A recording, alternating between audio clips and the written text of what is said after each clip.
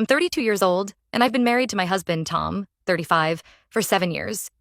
We met in college, became friends, and started dating in our senior year. Tom was always the adventurous one, while I was more of a homebody. I thought we balanced each other out perfectly. He'd encourage me to step out of my comfort zone, and I'd provide the stability he needed to pursue his dreams. When we got married, we talked about traveling the world together. Thailand was always at the top of our list. We'd spend hours planning our dream trip, imagining ourselves exploring ancient temples, lounging on pristine beaches, and immersing ourselves in the vibrant culture. For the past year, I've been secretly planning a surprise trip to Thailand for Tom's 35th birthday. I wanted to make it extra special, so I worked overtime, picked up freelance gigs, and even sold some of my jewelry to afford this 2-week vacation. I researched the best places to visit, booked beautiful hotels, and even arranged for a private cooking class in Bangkok. I was so excited to finally make our shared dream a reality. Last month, on Tom's birthday, I finally revealed the surprise. I handed him an envelope containing the itinerary, plane tickets, and hotel reservations. I'll never forget the look on his face when he opened it. At first, his eyes lit up with excitement as he looked through the papers.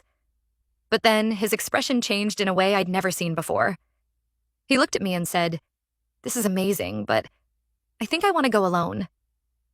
I felt like I'd been punched in the gut. I asked him what he meant, and he explained that he'd been feeling stressed lately and thought a solo trip would help him find himself. He said he needed time to reflect and that having me there might distract him from that. I was hurt beyond words. I'd put so much effort into planning this trip for us, and now he wanted to go alone?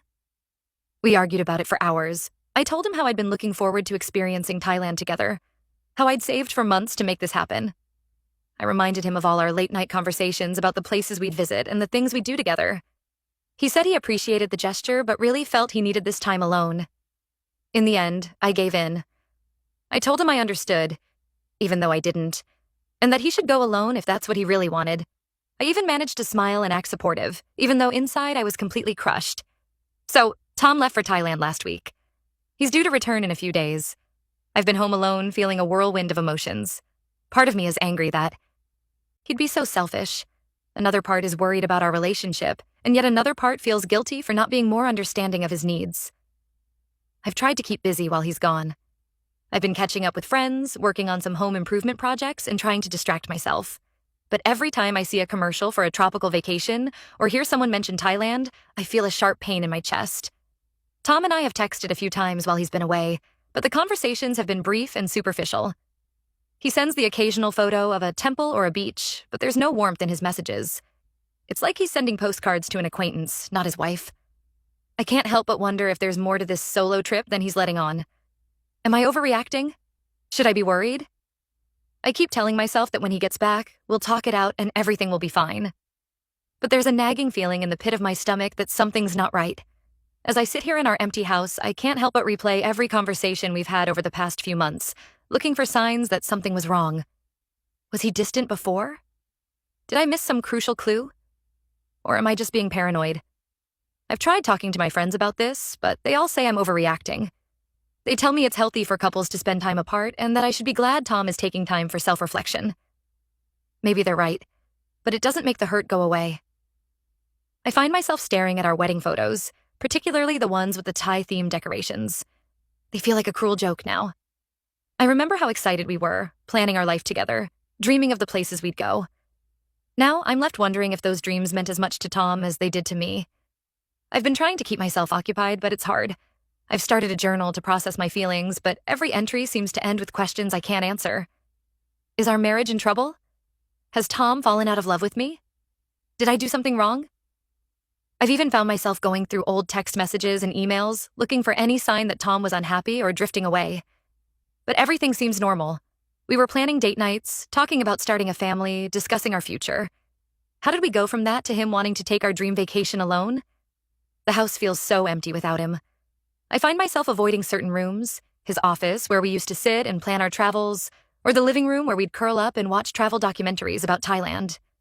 Even cooking has become a chore, as it reminds me of all the Thai recipes we wanted to try together. I've thought about calling him, asking him to come home early, but I don't want to seem needy or controlling. I keep telling myself that this is just a phase, that he'll come back refreshed and everything will go back to normal. But what if it doesn't? I know relationships have ups and downs, and maybe this is just a bump in the road. But it feels like more than that. It feels like a turning point, and I'm terrified of where we might be heading. Part of me wonders if I should have insisted on going with him. Maybe if I had put my foot down, told him how much this meant to me, things would be different. But another part of me feels like if I had to convince him to want me there, what would be the point? I'm trying to stay positive, to believe that this is just a temporary setback in our relationship. But with each passing day, it gets harder. I find myself jumping every time my phone buzzes, hoping it's Tom with a message saying he misses me and can't wait to come home. But those messages never come. So, Reddit, what do you think? Am I overreacting to my husband wanting a solo trip? Should I be worried about our relationship? How do I approach this when he gets back? Any advice would be appreciated because right now, I feel lost and alone. Update 1. It's been 2 weeks since my last post, and I wish I had better news to share. Tom returned from his trip to Thailand 5 days ago, and things have only gotten worse.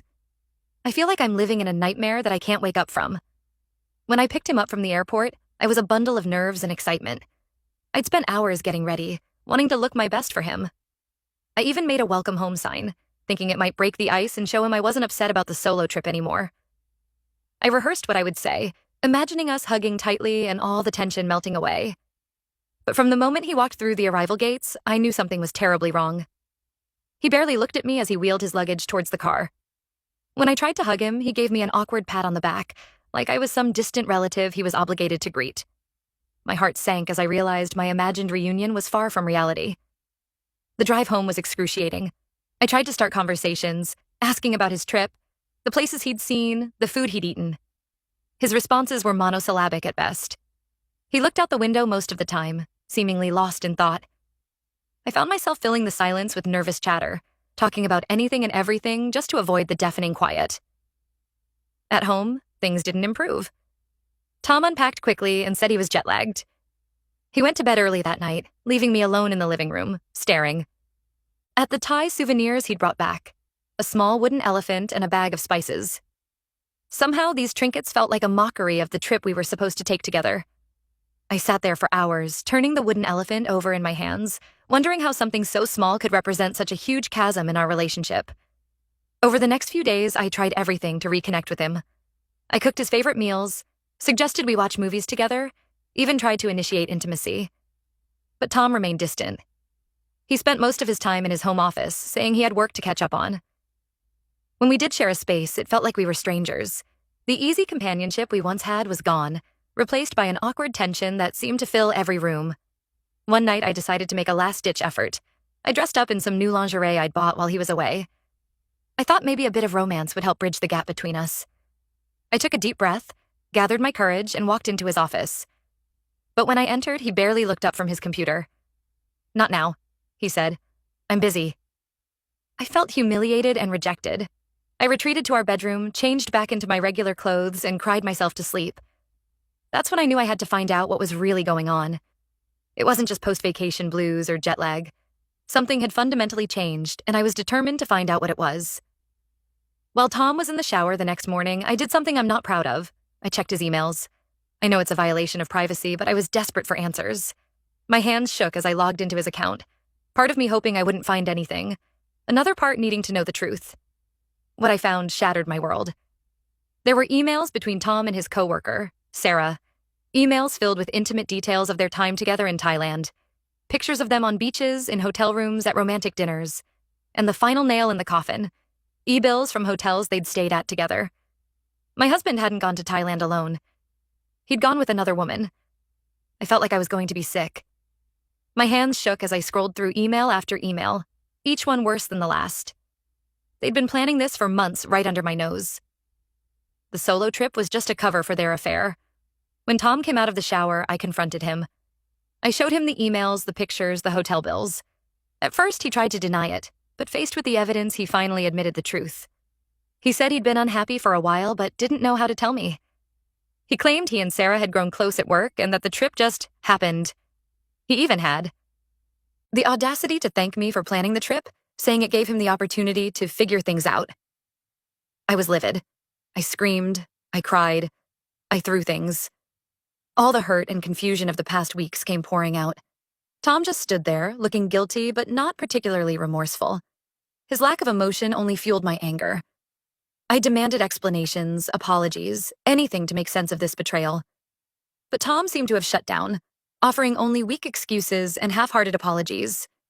In that moment, I knew I couldn't stay in that house with him. I packed a bag, my hands shaking so badly I could barely zip it closed. Tom watched me silently, not even trying to stop me. As I walked out the door, I turned to look at him one last time. The man standing there was a stranger to me. I drove to my mom's place in a daze, tears blurring my vision. When I arrived, my mom took one look at me and enveloped me in a hug. I broke down completely, sobbing into her shoulder like a child. Through my tears, I managed to tell her what had happened. She listened, held me, and assured me that I could stay with her as long as I needed. That's where I am now, trying to process everything that's happened. I feel like such a fool. I spent months planning and saving for a trip that became the vehicle for my husband's infidelity. Every time I close my eyes, I see those pictures of them together, smiling and happy while I was at home, worried and alone. The past few days have been a blur of tears, anger, and disbelief. I've barely eaten or slept. My mom has been amazing, taking care of me and giving me space when I need it. My friends have rallied around me, offering support and distraction. But despite their efforts, I feel utterly alone. I keep replaying every moment of our relationship in my head, wondering if there were signs I missed. Was he always unhappy? Did I do something to drive him away? The rational part of me knows this isn't my fault, but the emotional part can't help but wonder. I don't know what happens next. I'm hurt, angry, and completely lost. The future I thought I had has been ripped away, and I'm left trying to figure out how to move forward. How do I even begin to rebuild my life? Has anyone else been through something similar? Any advice would be appreciated because right now, I feel like my entire world has fallen apart. Update 2. It's been 6 months since my last update, and I wanted to share where things stand now. First, I want to thank everyone for their support and advice during what has been the most challenging period of my life. Your words of encouragement and shared experiences have been a lifeline during my darkest moments. After discovering Tom's affair, I stayed at my mom's place for about a month. During that time, I went through a roller coaster of emotions, anger, sadness, self-doubt, and everything in between. There were days when I couldn't get out of bed, when the weight of betrayal felt so heavy I could barely breathe. There were nights when sleep eluded me, my mind replaying every moment of our relationship, searching for clues I might have missed. But with the unwavering support of my family and friends, I slowly began to heal. My mom was my rock, always there with a hug, a cup of tea, or just a silent presence when words failed. My friends rallied around me, providing distractions when I needed them and a listening ear when I needed to vent. I also sought professional help. My therapist has been instrumental in helping me process my emotions and rebuild my self-esteem. She helped me realize that Tom's actions were a reflection of his character, not my worth. Through our sessions, I've started to understand that I am not responsible for his choices, and that I deserve better than what he gave me. As for Tom, he tried to contact me multiple times during that first month. His messages ranged from apologetic to defensive to downright manipulative. One day he'd beg for forgiveness, promising to change and make things right. The next, he'd try to blame me for his actions, citing perceived neglect or incompatibility. I maintained minimal contact, only discussing practical matters through my lawyer. It was hard, especially in moments of weakness when a part of me wanted to believe his promises, but I knew I had to stay strong. Yes, I decided to file for divorce. It wasn't an easy decision, and it felt like admitting defeat at first. But as I worked through my feelings in therapy, I realized that staying with Tom would mean living with constant suspicion and resentment. The thought of trying to rebuild trust with him exhausted me. I realized I deserved better than to spend the rest of my life wondering if he was being faithful. The divorce process was long and often painful. Tom initially tried to contest it, claiming he'd made a mistake and wanted to work things out. But I stood firm. With the help of my lawyer, we negotiated a settlement. There were moments during the negotiations when the reality of what was happening hit me hard. Dividing up our shared life felt surreal, like I was watching it happen to someone else. In the end, I received half of our marital assets as alimony. This included our house, which Tom agreed to let me keep. It was a bittersweet victory. While I was relieved to have financial security, each negotiation felt like putting a price tag on our failed marriage. There were times when I wondered if it was worth the fight, if it would be easier to just walk away with nothing. But my support system reminded me that I deserved my fair share of what we had built together. Moving back into our, now my, house was harder than I expected.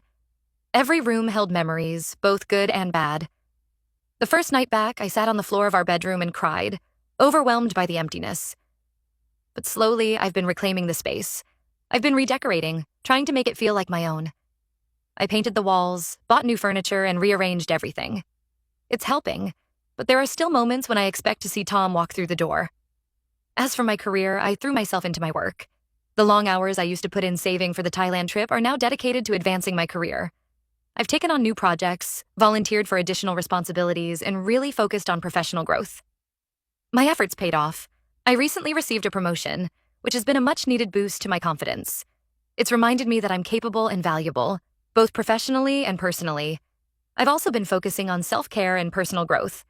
I've taken up yoga, which has been incredibly helpful in managing stress and reconnecting with my body. I've started learning Spanish, something I've always wanted to do but never found the time for. And I've even booked a solo trip to Japan for later this year. It's my way of reclaiming the joy of travel that Tom's betrayal had tainted. The thought of exploring a new country on my own is both terrifying and exhilarating, but I'm determined to create new, positive memories. Dating is still not on my radar. I know I need more time to heal before I can trust someone again. The thought of opening myself up to potential hurt is still too daunting, but I'm no longer afraid of being alone. I'm learning to enjoy my own company and rediscovering who I am outside of my marriage. I've reconnected with old hobbies, joined a book club, and even started volunteering at a local animal shelter.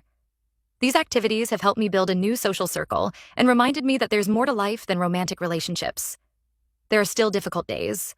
Sometimes a song on the radio or a glimpse of a happy couple on the street can send me into a spiral of sadness. I still have moments where I miss the future I thought I would have with Tom. But these moments are becoming less frequent and less intense. I'm learning to sit with these feelings, acknowledge them, and then let them pass. I won't lie and say I'm completely over what happened. The pain of betrayal runs deep, and I suspect it will take years to fully heal. There are still nights when I lie awake, wondering what I could have done differently, or days when anger at Tom's betrayal consumes me. But I can say that I'm stronger now. I've learned that I can survive heartbreak, that I'm resilient, and that I deserve love and respect. One of the most unexpected outcomes of this ordeal has been the strengthening of my other relationships. My bond with my mom has deepened immensely. We've always been close, but going through this together has brought us even closer. My friendships have also grown stronger. The friends who stood by me during my darkest moments have become like family. I've also learned a lot about forgiveness, not for Tom's sake, but for my own. I'm not there yet, but I'm working towards letting go of the anger and resentment. Not because what he did was okay, but because carrying that weight is exhausting. My therapist has been helping me work through this, and while it's a slow process, I can feel the burden lightening bit by bit. To anyone going through something similar, I want you to know that there is light at the end of the tunnel. It may not feel like it now, but you will get through this. Surround yourself with supportive people. Seek professional help if you need it, and be kind to yourself. Healing isn't linear.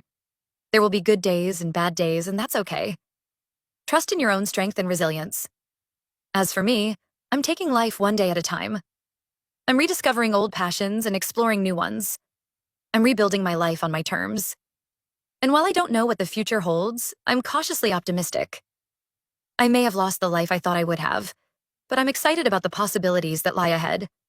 There are still moments when I look at that wooden elephant Tom brought back from Thailand. It sits on my bookshelf, a reminder of everything that happened.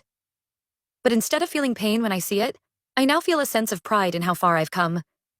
It's a symbol not of betrayal, but of my own strength and resilience. I know the road ahead won't always be easy. There will be more challenges, more moments of doubt, more hurdles to overcome. But I also know that I have the strength to face whatever comes my way. I'm not the same person I was when I wrote that first post 6 months ago. I'm stronger, wiser, and more self-aware. Thank you again, Reddit, for being there during the darkest period of my life. Your support and advice have meant more than you know. Here's to new beginnings, to healing, and to the endless possibilities that lie ahead. Here's to building a life filled with self-love, authentic relationships, and genuine happiness. The journey isn't over, but I'm ready for whatever comes next.